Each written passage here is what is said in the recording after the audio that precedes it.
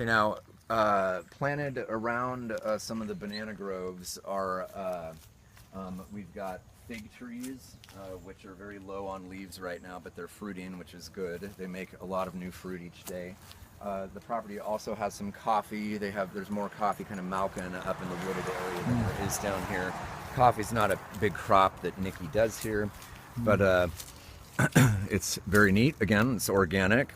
And processing coffee, you take and you slip the bean out of there, and you have these slimy beans. You slip them out of the red thing. Then this needs to be treated, and there's a process that it goes through. But then this ends up coming off as well, and then you have a bean inside of it, and then that gets roasted, and that turns it brown and turns it into what we know as coffee that we brew. And then you grind it up and you make your coffee. And it's a labor intensive. If you don't ever think you're overpaying for coffee, because the process involved with it is pretty involved. I've tried to make it before, and I only did one batch of it because it was so much work. And it was just people that do coffee a lot better than I do. So this here is one of the larger fig trees that's on the property, and the figs, lots of them grow here. There's lots of new fruit each day. And this we were looking at earlier this morning, and it wasn't even near as ripe as it is right now. It was still almost all the way green. So this one is I could have let it set for another day, but you know, it's a fig.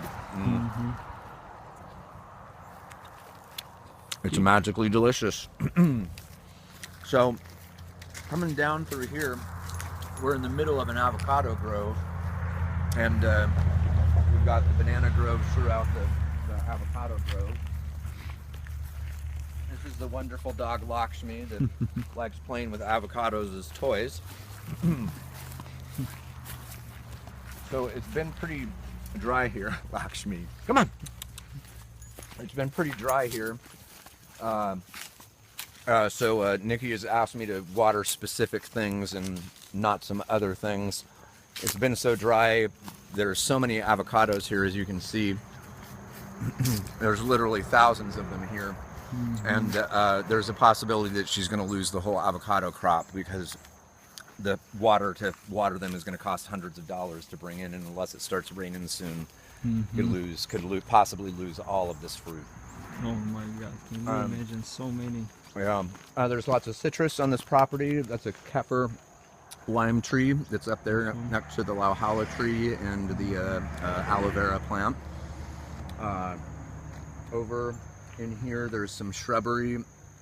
There's some wild berries that are growing. These things called thimbleberries. They're kind of taste like raspberries, blackberries a little bit. We got some pretty large papaya trees here.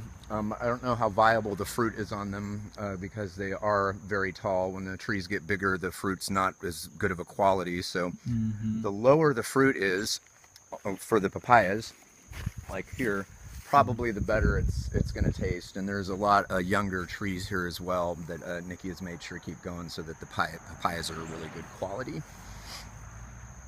It's interesting how they split in those. Yeah. Yeah, papayas are pretty neat trees.